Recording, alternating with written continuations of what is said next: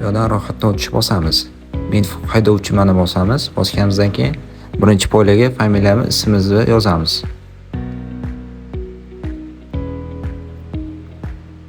Ikkinchi poylaga nomerimizni terishimiz kerak. Va parolimizni terib olamiz.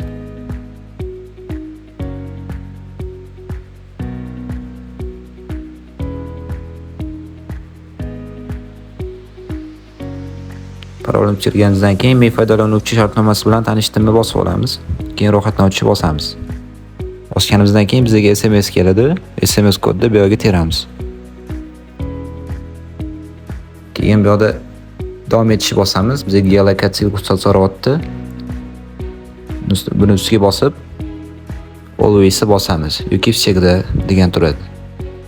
Bosganimizdan keyin qaytamiz, transport qo'shishga o'tamiz. Endi kuzov turiga, misol uchun tent tanlaymiz. Transport turiga tegach tortuvchini belgilaymiz. Endi sig'imga misol uchun 22 yozamiz. Keyin yuk og'irligini kiritamiz. Kiritganimizdan keyin davlat raqamini terishimiz kerak.